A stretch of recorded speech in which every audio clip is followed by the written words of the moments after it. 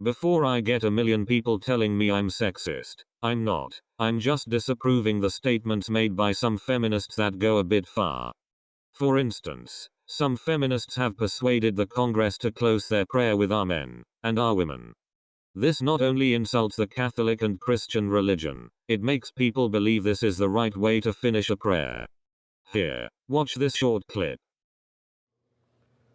May the Lord lift up the light of his countenance upon us and give us peace. Peace in our families, peace across this land, and dare I ask, O Lord, peace even in this chamber, now and evermore. We ask it in the name of the monotheistic God, Brahma, and God known by many names, by many different faiths. Amen and a woman. As you could hear, as they closed their prayer, they had stated "Amen" and "Our women." Although that isn't the correct terminology, they still used it because of the peer pressure the feminists are putting on people to say the right things. Since the feminists will attack the Congress for that and the Congress want a good reputation. They say it is sexist because it has the word men in it, and something with man in it is always sexist for them. Is that not a little too much? Anyway, the feminists have good points here and there about abuse from the male gender, but that's only a small percentage of men.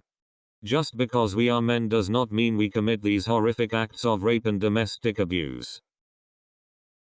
Men are deeply getting affected by this, and a lot of boys' kids unfortunately think they are always doing something wrong to the girls, which can lead to depression.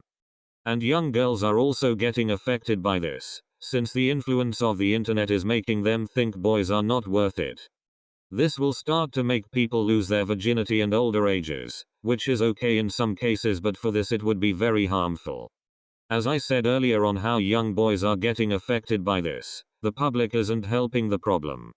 A school in America had made the male students of the school apologize for the crimes their gender commits. These kids ranged from 12 to 18 years old and were told to do this by the principal and teachers. I couldn't find a video to show on the video about it, but I'm sure you have heard of the case. Don't get me wrong, the rape and domestic abuse that women have to go through are really horrific and awful. That does not mean the entire male gender commit these crimes. In those terms, I fully support feminists and victims of those awful crimes. So in summation, this was my opinion on some feminists out there and my second episode of Why I Hate. And as always, make sure to check your temperature, you may have the contagion.